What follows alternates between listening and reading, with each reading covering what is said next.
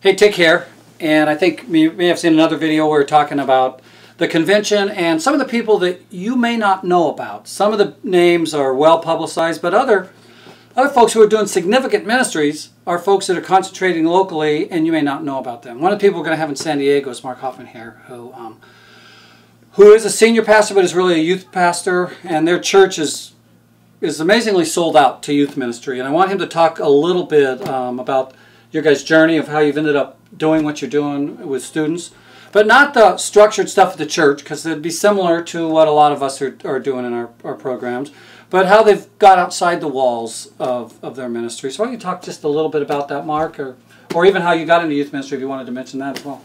Well, I did start out with junior high ministry. That's where I started. I loved it. I never planned on being a pastor. No, okay. But one thing led to another, and became a pastor and developed a church, which I always kind of saw as my day job. You know, so I could do your tent making. Yeah, it's my tent making job. So I could, you know, really try and reach youth. Yeah. And always had a heart for the kids that weren't saved. Yeah. Early on, started visiting campuses and stuff. But as a pastor of a church, the opportunities are just huge because you control the resources and the vision of the church. So that's enabled us to, we're a church of 2,500 on our weekend services attendance, and yet we reach an attendance of 5,000 children and youth each week. So, and we do that primarily through a number of outreaches.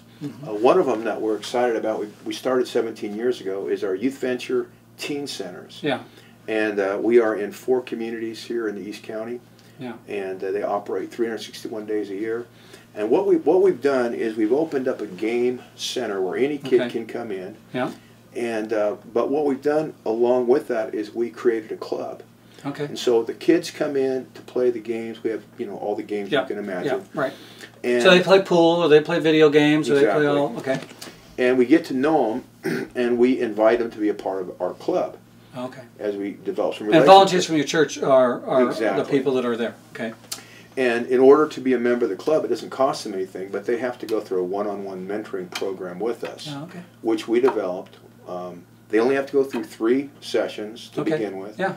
And it's all stuff based on, you know, 95% of the kids that come in here are unchurched kids. And we live, as you know, Tick, El Cajon is a very troubled area. Yeah, right. With gangs and, you know, very difficult. And so they come in, and this first 3, we talk to them about their identity as a person, why they can have worth. We talk to them about authority and how to fit into it. And the third one, they get an opportunity to pray and receive Christ as their Savior. In order to get them to want to join the clubs, we have what we call incentive trips available only to members. Oh, okay. Overnight trip to Magic Mountain. Okay. We have a variety of things. So they want to join. There's no incentive after the first lesson because the kids get so much benefit out of the time spent with the adults. Just having someone pour into their life a little bit. That at that point, they just continue. They don't need to. There's no incentive, but they continue out of their own interest. And what's the age for the drop-in centers? It is used to be sixth grade through 12th. We lowered it to 5th because since we started 17 years ago, as you know, kids are getting in trouble younger and younger, and so we've had to lower that. Yeah. And so over time, you're building in these kids, and some of them, as we've talked in the past, coming to know Jesus. Others are still just kind of hanging in there. Some of them's lifestyle is still a work in progress. So how are you managing to deal with the tension of people in the church not wanting the wrong type of kids? All those they don't want kids that are doing drugs at church, and they're like, ah. Well, we do that. I think of it as like concentric circles. We have the kids that we meet at we could talk about this later, our after-school Bible clubs that we have on 25 campuses. And we also have the kids at Youth Venture. And we don't invite them to our youth group until we feel pretty good about them. Okay. First of all, they're being taught the Bible at their school if they come to the club. We're taking them through our one-on-one mentoring lessons. So we're dealing with them. Whatever their issues are, wherever they are, we're dealing with them one-on-one with all our volunteers. And their club is kind of their community at this point. Yeah, Youth Ventures are a community. We have special retreats just for our Youth Venture kids. Okay. And as we start to feel good about them, it's just natural that they begin to integrate into the life of the church. Now, if we get a kid into the life of the church and he blows up on us, we don't ever throw a kid away. We just move him back out to the circle. We say, you know what, you've lost the privilege to come to church or youth group. We'd love to have you keep coming to youth venture. If they get so bad they get thrown out of youth venture, we say, hey, listen, we still care about you. We still want to mentor you one-on-one. And they don't always take us up on it, but they can never say the church, you know. Well, you know, and the church got rid of me, the church kicked me out. And that is going to happen when you're dealing with kids that are rough. And have come so from you pretty move tough them backgrounds. in and out. Oh, okay. It's a fluid kind of thing. It's a fluid thing, yeah, but the trend is definitely in. And your whole church has really adopted this outreach and evangelism for youth as part of your whole deal. Well, it's our philosophy, and that's where it has to start. And I wrote a book that called he's going to get Principle. Actually, that book is going to be given away to everyone in San Diego. Awesome. And it's the philosophy our church adopts, because if you think about it, a church our size, we run 4 teen centers. They have to have 2 adults at each center all the time. They're open 7 days a week. Yeah, but a big church doesn't have to do this, because you weren't as big when you started this No.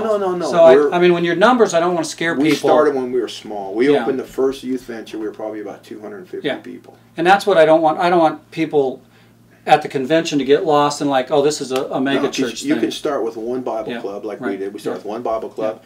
We started with one teen center of 720 square feet, and that was it. And we were in there for 5 years before we got anything else. Awesome. So we started when I started it, we funded it with car washes, selling T-shirts, selling Christmas trees. We had no money. Awesome. We were just a bunch of poor people, but it was all volunteer. So all we had to do was make that rent. We had 2 pool tables, a couple of stand-up arcade games. It's really fun, too, talking with some of the people who've been volunteering, because their lives get turned on. Because they're making a difference with kids. Well, Mark is going to be talking about this stuff at the convention, how to impact your community, how to reach out there, and then the fun stuff about their school programs. So they're really partnering with the schools. It's not an adversarial thing. They're inviting them in. They're loving them in the grade school and the middle schools all around the area. And then the drop-in centers, for lack of a better term, but the clubs, youth venture. Yeah, you know, most people don't realize how wide open middle school and elementary school are. You just walk on the campus and you tell them, we'd like to start a club. It helps to have a contact. And bang, you're open, and we've got access to every middle school. In El Cajon. In El Cajon, La Mesa, Santee, Lakeside, that's great. All of them. Anyway, he'll be sharing philosophy, vision, not really to do what they're doing, but to give you a vision how to create something like that in your community. So yeah, because it all comes down to philosophy. Once you get the philosophy, then you start seeing the opportunities. Awesome. All right, we'll be excited. Check them out at the convention. See you later.